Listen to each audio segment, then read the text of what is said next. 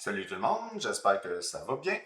Vous avez devant les yeux les exercices de la semaine 4 que je vais faire avec vous autres. Et déjà pour la première question, ça dit trouver la configuration absolue RS de tous les carbones chiro présents dans les trois molécules qui suivent. Ça fait un total de 12 carbones chiro. Certains sont quand même assez complexes à faire. Donc, sans perdre plus de temps que ça, je vais dans l'ordre horaire ici. Donc, je vais commencer en haut et faire le tour. En fait, il y a 6 carbones chiro là-dessus. Donc, un là, un deuxième, un troisième, un quatrième, un cinquième et un sixième. Ce qui revient à dire que tous les carbones du cycle A6 sont chirales. Voilà, pour le premier ici, je m'en viens en haut. Avant ça, hydrogène implicite est vers l'avant, ce qui veut dire que je vais inverser ma réponse une fois que j'ai terminé. J'ai oxygène, carbone, carbone. Oxygène va être la priorité numéro 1. Le carbone qui est ici est attaché à un carbone, un autre carbone et un hydrogène implicite.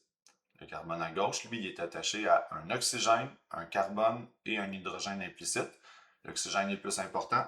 Priorité 2 va là, priorité 3 va ici. Quand je fais mon petit rond, voilà, comme ça, je tourne dans le sens anti-horaire, ce qui est S, mais j'inverse la réponse, ça me donne R. Et là, je vais effacer mes petits chiffres juste pour dire que le dessin reste un peu propre. Je peux passer au carbone chiral suivant. Donc, l'hydrogène implicite est vers l'arrière, ce qui veut dire que je ne vais pas inverser ma réponse. Et là, en haut à droite, il y a un carbone. En haut à gauche, il y a un carbone. En bas, il y a un carbone. Donc, je vais voir plus loin pour tout le monde. Qu'est-ce qu'il y a plus loin que ce carbone-là? Il y a un oxygène et deux hydrogènes. Qu'est-ce qu'il y a plus loin que le carbone où il y a ma souris? Il y a un oxygène, un carbone et un hydrogène, donc OCH. Et qu'est-ce qu'il y a plus loin que le carbone en bas? Il y a un oxygène, un carbone et un hydrogène, ce qui me donne OCH. Bon, j'ai pas gagné encore, mais je sais que celui-là avec OHH va être le moins prioritaire. Donc, l'hydrogène en arrière est numéro 4. Lui va être le numéro 3. Maintenant, je veux savoir entre lui et lui, lequel est le plus important. Je regarde qu'est-ce qu'il y a plus loin. Donc, plus loin que ce carbone-là. Et là, je me dis, oui, mais je vais par où? Est-ce que je vais vers le carbone? On dirait que c'est intuitif. Ou je vais vers l'oxygène ou vers l'hydrogène? Ça serait bizarre. La réponse est quand on ne sait pas trop par où aller pour aller plus loin, il faut aller vers le chemin le plus important. Donc, entre carbone, oxygène et hydrogène, c'était l'oxygène le plus important. Donc, je m'en viens ici. Je suis sur un atome d'oxygène. Donc, je suis rendu là. Et après ça, lui, je m'en vais plus loin. Où je suis sur un atome d'oxygène. Bon. Qu'est-ce qu'il y a plus loin? Parce que c'est le même atome. Mais plus loin que cet oxygène-là, il y a un carbone et plus le carbone d'où j'arrive. Qu'est-ce qu'il y a plus loin que cet oxygène-là? Ben, il y a le carbone d'où j'arrive et il y a un hydrogène. Ce qui fait que ça gagne en bas parce que lui, après, il y a un carbone tandis que l'autre, il y a un hydrogène. Et donc, si ça l'a gagné ici, je mets le. Ça veut dire que c'était la priorité numéro 1 en bas. Je reviens. Donc, le numéro 1 est ici. Après ça, le numéro 2 va être là. Comme ça. Et là, je fais mon petit rond. 1, 2, 3. Je tourne dans le sens horaire. J'inverse pas. Ça me donne R. Et là, j'inverse rien. J'efface mes petits dessins.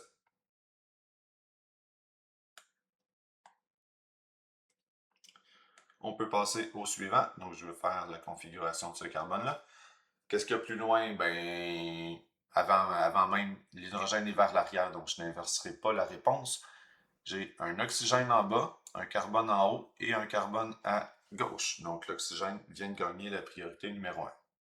Le carbone en haut, plus loin que lui, il y a un carbone, un hydrogène. Donc, CCH. Le carbone ici a plus loin un oxygène, un carbone, un hydrogène. Donc, ils viennent gagner en bas. Donc, ça veut dire que la priorité numéro 2 est là et la priorité numéro 3 est en haut. Je n'inverse pas, je faisais 1, 2, 3. Je tourne dans le sens horaire, ce qui me donne R comme configuration pour ce carbone chiral là. J'efface mes petits chiffres pour ne pas me mélanger en faisant le prochain. Donc, je m'en viens ici.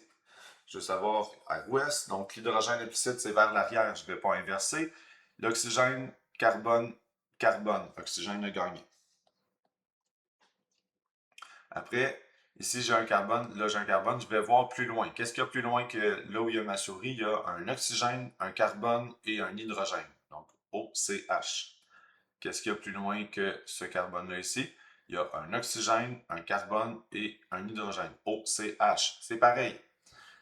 La règle a dit quand c'est pareil, on continue en suivant l'atome le plus important. Donc, là où je suis, l'atome le plus important, c'est oxygène.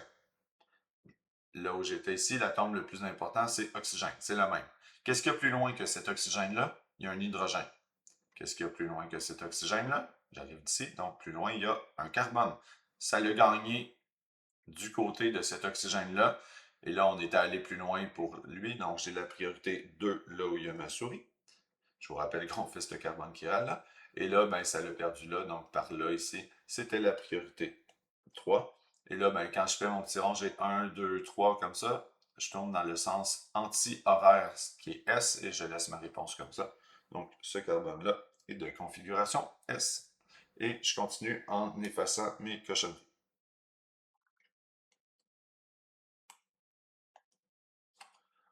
Donc, voilà, suivant. J'ai le carbone qui est ici.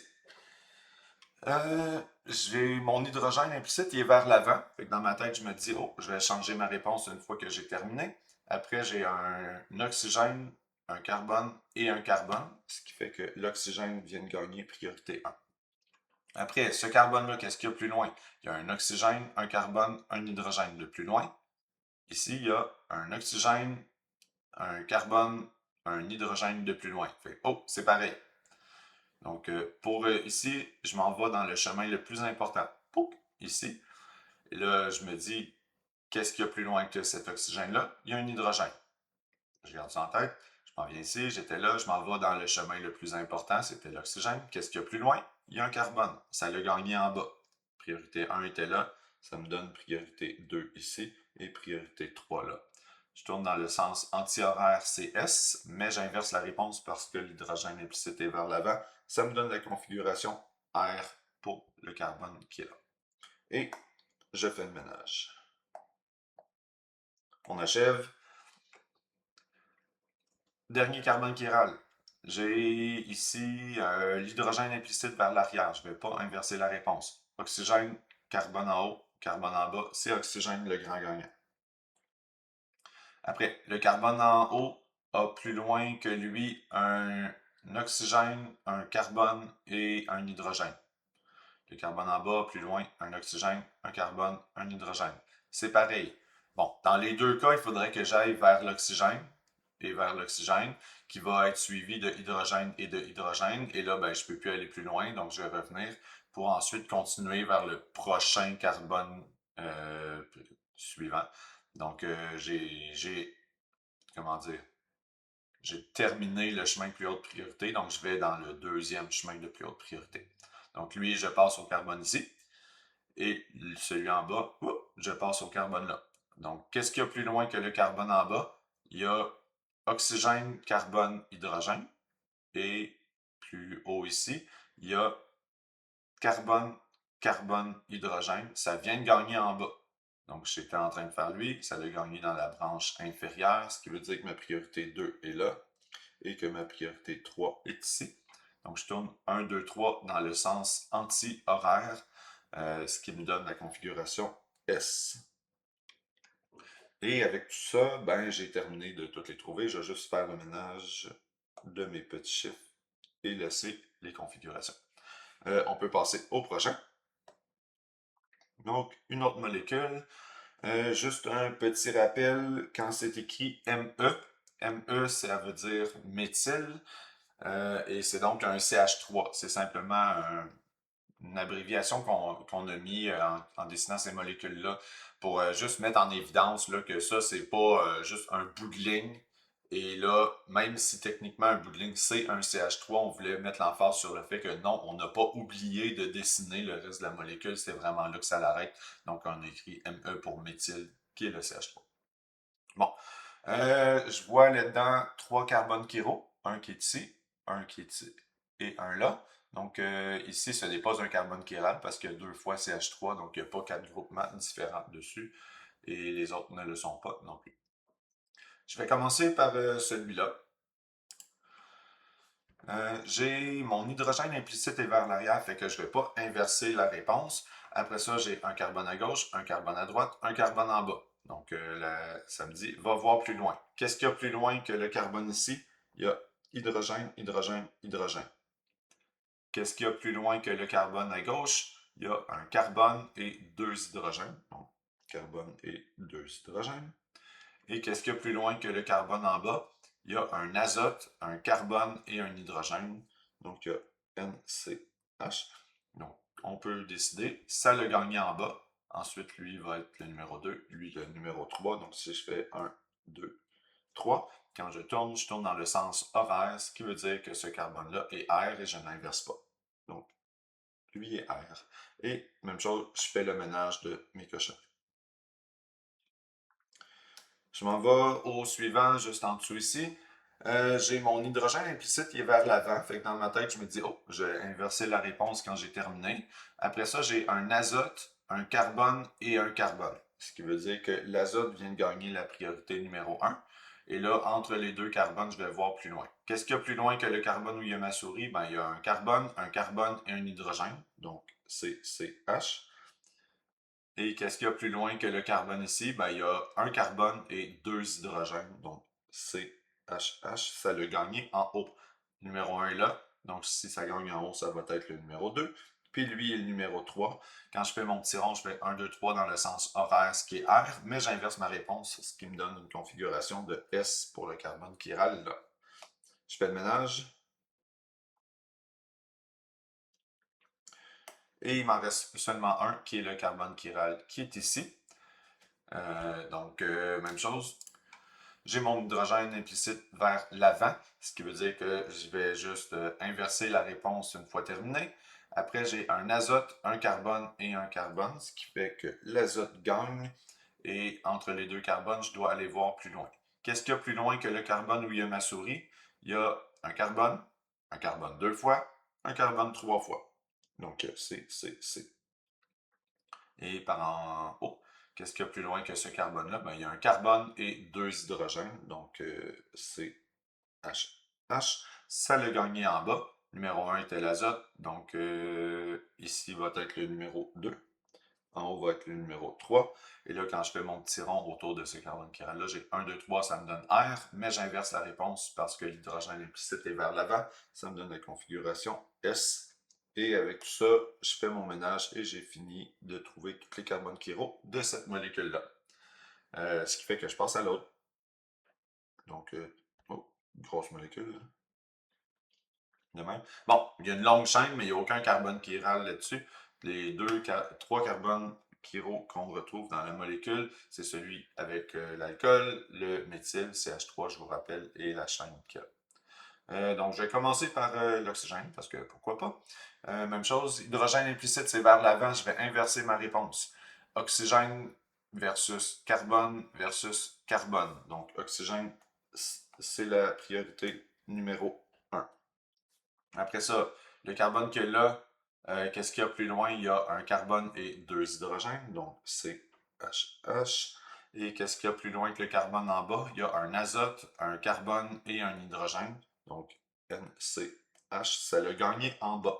Donc, priorité 1 est prise, 2 va être en bas, priorité 3 est là de même. J'ai 1, 2, 3 dans le sens anti-horaire, ça me donne S, mais j'inverse la réponse, ce qui veut dire que ce carbone-là, il est R. J'efface mes cochonneries. Et je m'en vais au carbone chiral suivant. Mettons qu'on fait celui-là.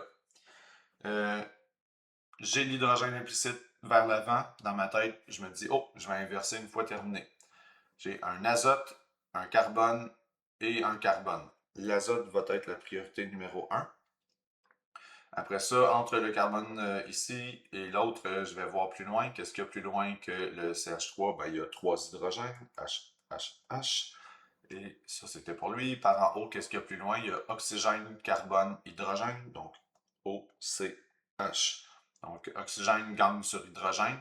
Priorité 1 était prise. Donc, priorité 2 est là. Et priorité 3 est là. Quand je fais mon petit rond, j'ai 1, 2, 3 dans le sens anti-horaire, ce qui est S, mais j'inverse la réponse, ça me donne R. Et on continue pour le dernier. Dernier carbone qui est ici. Mon hydrogène implicite est vers l'arrière, ça fait que je ne vais pas inverser la réponse. Et je regarde qu'est-ce qu'il y a autour. Il y a un azote, un carbone en haut, un carbone à droite. Donc l'azote vient de gagner la priorité numéro 1. Après, carbone versus carbone, c'est pareil. Qu'est-ce qu'il y a plus loin que lui? Il y a un carbone et 2 hydrogènes. Qu'est-ce qu'il y a plus loin que lui? Il y a un carbone et 2 hydrogènes. Donc, je suis vers le carbone ici. Donc, je vais comparer lui. Lui, je suis vers le suivant. Je compare lui. Donc, juste m'en rappeler, je compare lui avec... maintenant, je suis en train de me perdre. Donc, celui-là avec lui. Oui, la même. C'est 2 carbones. Qu'est-ce qu'il y a plus loin? Il y a un carbone et 2 hydrogènes. Qu'est-ce qu'il y a plus loin que lui? Il y a un carbone et 2 hydrogènes. Donc, on continue. Donc, maintenant, je m'en viens comparer lui avec lui. Celui avec 2 petites lignes. Qu'est-ce qu'il y a plus loin que ça? Il y a un carbone et 2 hydrogènes. Qu'est-ce qu'il y a plus loin que lui? Il y a un oxygène, un carbone et un hydrogène. Donc, il a fallu que j'aille loin, mais ça vient de gagner en haut à gauche. Et là, je rembobine. Ça veut dire que cette branche-là était la priorité numéro 2 et que l'autre branche ici, donc si je reviens ici, c'était la priorité numéro 3. Et maintenant, je fais mon petit rond. 1, 2, 3, ça me donne R et je n'inverse pas la réponse parce que le hydrogène était en arrière, ce qui fait que lui est R. Donc, des fois, il faut se rendre loin. C'est comme ça, il n'y a pas de quoi s'énerver. Et j'efface. Hop là, j'efface, mais pas tant que ça. Ça de même. Ici, ça part. Ici, ça part. Là et là. C'est terminé pour trouver la configuration de tous les carbones chiro de cette affaire-là. On passe à l'autre question. Qu'est-ce que ça me demande? On me dit, voici, on a un mélange racémique de l'acide carboxylique A. Ça, c'est lui. On me dit, on a un mélange racémique de tout ça. Puis, c'est possible parce que ici, là, ça, c'est un carbone chiral. Là, il n'est pas précisé ni R ni S. Parce que, justement, on me dit qu'on a un mélange racémique. Puis, justement, on me demande de dessiner la structure des 2 énantiomères de ça. Donc, ça va ressembler énormément, mais là, on va préciser le carbone chiral ici. Donc, j'en dessine un premier au hasard. Donc, je redessine ma molécule presque identique. Je mets mon acide carboxylique, OH là. Après ça, j'ai comme ça, comme ça, comme ça. Et là, je dois déterminer pour mon carbone chiral une configuration absolue, R ou S. C'est pas important, on ne me demande pas de laquelle, mais disons, je vais mettre le méthyle ou le CH3 vers l'avant, ce qui veut dire que l'hydrogène implicite qui est là est maintenant vers l'arrière. Donc là, j'ai dessiné un seul des 2 énantiomères. Et si je veux dessiner l'autre, pour changer la configuration d'un carbone chiral, qu'est-ce qu'on en fait? C'est d'échanger 2 groupements de place en laissant les 2 autres au même endroit. Je peux changer n'importe quel 2 groupements, mais traditionnellement, on va échanger celui qui est vers l'avant, qui est le CH3, et celui qui est vers l'arrière, qui est l'hydrogène. Ce qui veut dire que dans l'autre énantiomère, je vais avoir presque la même chose. Donc, ces groupements-là, tout est pareil, sauf que maintenant, j'envoie mon CH3 vers l'arrière. Et sur celui-là, l'hydrogène implicite est vers l'avant. Donc, j'ai inversé le CH3 puis l'hydrogène implicite entre les 2 structures que je viens de dessiner. Et avec tout ça, c'est ce qu'on me demande de faire. Là, on me dit, on fait réagir l'acide carboxylique A, qui est lui, là, qui est chiral, en présence de l'alcool B. Donc, c'est le même qu'on avait là, oui. Comme ça, on me dit en présence d'un catalyseur. Et là, c'est la même réaction que le laboratoire sur les esters. Donc, on se rappelle, ça va former un ester où d'un côté de l'ester, je vais avoir ça comme ça. Pas, j'écris R. Pourquoi j'écris ça? Et de l'autre côté de l'ester, je vais avoir la chaîne de carbone de l'alcool. Donc, je vais avoir ça ici. Si vous revisitez le document là, pour la préparation du laboratoire 3, donc la chaîne de carbone de l'acide va être du côté du carbonyle, donc elle reste là où elle était finalement, et en fait le OH devient O ici et tout le reste. Donc ça va dessiner une plutôt grosse molécule, j'ai des doutes que ça va rentrer dans ce carré-là.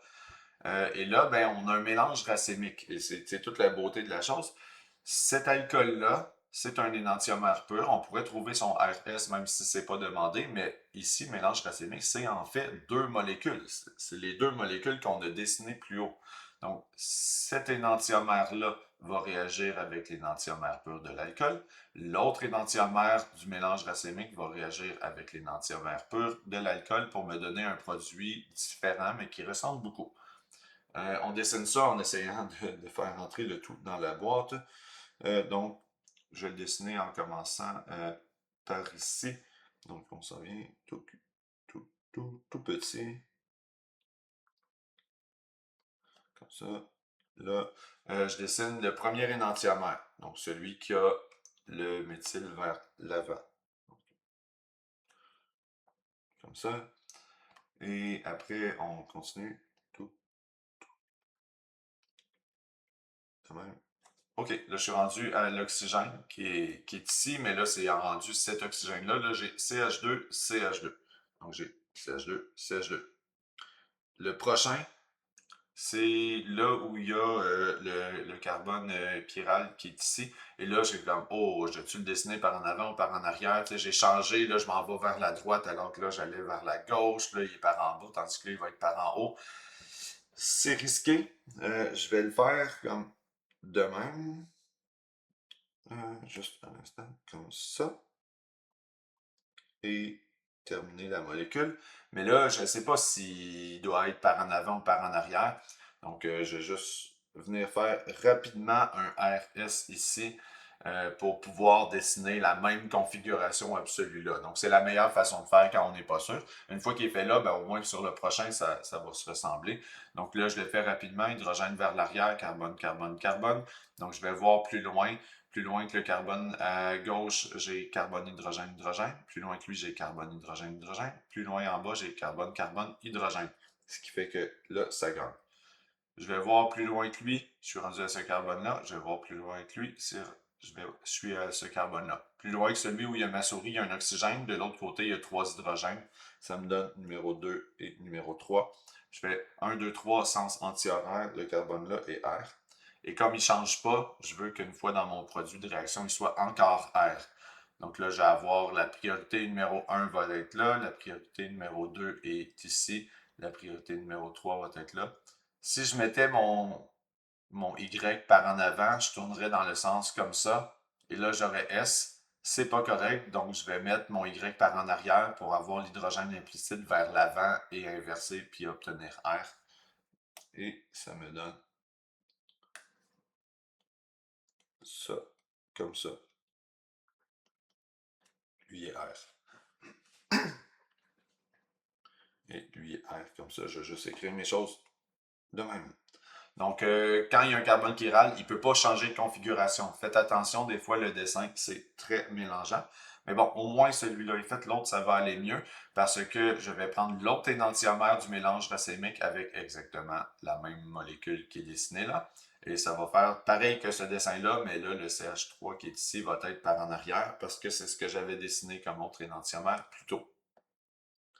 Donc, je redessine ça tout petit. Comme ça, on descend. J'ai mon acide carboxylique qui devient l'ester. Après, je continue, CH2, CH2 par là, ça par en arrière, et 2 carbones de plus. Et voilà, j'ai donc dessiné mes deux molécules et yellow. Et on me demande maintenant, est-ce que c'était possible de séparer les deux énantiomères de A? Donc, les deux énantiomères de A, c'est ces deux molécules-là. Eh bien, ça dit, c'est des énantiomères. Donc, la réponse est non, parce que des énantiomères, on ne peut pas les séparer, du moins pas facilement, parce que ben, c'est les mêmes propriétés chimiques, c'est les mêmes propriétés physiques. Donc, non, car ils ont les mêmes propriétés chimiques et physiques. Et voilà. Après, on me demande c'est quoi la relation entre les deux produits de la réaction qui sont dans les carrés ici. Donc là, je vais juste remettre ça ici de même pour que ce soit clair. Donc, ces deux produits-là, ces deux esters en fait, ils ont deux carbones chiro. Il y en a un, celui qui est indiqué par sa configuration R dans les deux dessins, là, il n'a pas changé. Clairement, il est pareil. Mais l'autre carbone chiral, ici, ben, j'ai soit R ou S, mais là, j'ai l'autre. Il est inversé, ce carbone chiral-là. Donc, si j'inverse un carbone chiral, mais pas l'autre, j'ai inversé pas tous les carbones chiro, ce que j'obtiens, c'est des diastéréoisomères. Diastéréoisomères. C'est difficile à écrire, ça. Et on me demande, est-ce que c'est possible de séparer les deux produits de la réaction? Ben oui, des diastéréoisomères, c'est possible de les séparer. Oui, car ils ont des propriétés différentes.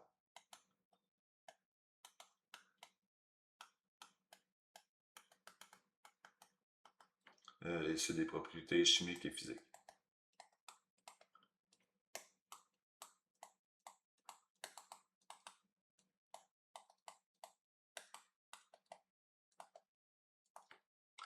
Et voilà. Donc, c'est tout pour ça. On me dit proposer une réaction qui permet de récupérer l'acide carboxylique à partir des produits de la réaction. Donc, la réaction est en haut, là. On me dit, prends ça, là, les deux produits qui ont été formés. Donc, c'est la même réaction qu'au labo. Imaginez, vous êtes au labo. Ça, c'est un solide ou un liquide. Vous le mesurez. Puis là, c'est un mélange racémique qui contient deux énantiomères, mais on ne peut pas les distinguer ni les séparer. Vous mixez ça avec l'énantiomère pur qui est là. Vous chauffez ça pendant une demi-heure en présence d'acide sulfurique. Et tadam, après purification, vous avez obtenu deux produits qui maintenant sont possibles à séparer. Donc là, vous voulez prendre ces deux produits-là et vous les séparer. Et après, on dit, est-ce que je pourrais reformer ces deux choses-là? Ben oui, en fait, la réaction est à l'équilibre. Donc, si j'ai ces deux produits-là, je peux les mettre en présence d'une grande quantité d'eau. C'est pas compliqué de se procurer beaucoup d'eau, là. En présence d'acide sulfurique, chauffer ça pendant une demi-heure. Et là, ben, le principe de Châtelier va pousser la réaction vers la gauche. Mais je ne sais pas si vous voyez un peu le tour de passe-passe. J'avais deux énantiomères impossibles à séparer. J'ai fait une réaction chimique avec un alcool pour former deux esters, qui maintenant sont des diastéréoisomères possibles à séparer. Donc, s'ils sont possibles à séparer, je le fais. Je les sépare. Et là, je prends un des deux que je viens de séparer. Je le mets avec plein d'eau puis un acide. Et là, il va se reséparer en ces composés-là. Et qu'est-ce que je vais avoir obtenu? Je vais avoir obtenu un seul des deux énantiomères. Et on comprend que c'est un tour de passe-passe quand même ingénieux parce qu'il était impossible à séparer les énantiomères, mais j'ai fait temporairement des diastéréoisomères que je sépare, et là je reforme les molécules originales pour avoir mon énantiomère pur. Donc quand je dis que ce n'est pas possible de séparer les énantiomères facilement, ben c'est tel quel. Mais ça ne veut pas dire qu'on ne peut pas les transformer temporairement, les séparer et les reformer après. Donc ça, c'est permis. Mais on comprend que c'est deux réactions chimiques, c'est pas mal de troubles au laboratoire et il y a des pertes à travers toutes ces réactions-là. Mais là, si je veux dessiner la réaction, c'est ce qui était demandé. Ben, je vais prendre, je vais récupérer l'acide carboxylique. Et là, ben, je prends mon produit. Donc, je vais prendre, pas ici. Comme ça, comme ça, comme ça. Là, supposons que je prends le premier. Oxygène, là j'ai 1, 2. Là, j'ai par en arrière de même. Ça, c'est un des produits. Je crois que j'ai pris le premier ici. Comme ça. Et là, ben, je le mets avec plein d'eau, H2O. Ça va faire une réaction qui est à l'équilibre. Je mets un catalyseur H2SO4. Et là, j'obtiens deux produits. Je les dessinés un par-dessus l'autre parce que clairement, je manque de place. Je vais avoir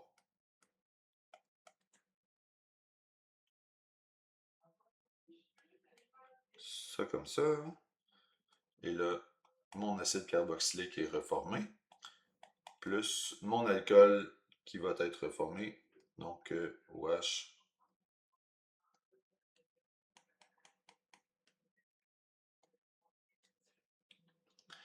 Et après ça, ben, techniquement, je vais le dessiner là, juste pour être sûr, mais je vais mettre l'enregistrement sur pause, mais je vais dessiner la même réaction, mais avec l'autre diastéréoisomère, c'est-à-dire celui ici là, qui a le CH3 par en arrière. Voilà, la magie des vidéos s'est opérée. Et là, ben, qu'est-ce que j'ai obtenu ultimement? Ben, le bout important, c'est de réaliser que je viens d'obtenir lui ici, puis lui ici. Mais à cause que j'avais pu séparer les deux diastéréoisomères, ben, j'ai fait ça dans une hotte et ça dans une autre hotte, là. Et là, ben, j'ai maintenant mes deux énantiomères qui formaient originalement le mélange racémique. Et grâce à ce savant tour de passe-passe-là, j'ai réussi à les séparer et à pouvoir m'en servir plus tard pour faire une réaction, par exemple, qui va former un seul énantiomère d'un médicament miraculeux. Et non pas un mélange racémique potentiellement dangereux. Donc, c'est un long exemple, un peu complexe, mais pour montrer c'est quoi le genre de stratégie qu'on peut avoir là, pour séparer ce genre de choses. Avec tout ça, ben, j'ai terminé les exercices numéro 4. On se reverra pour les numéro 5 dans une autre vidéo. Bye là!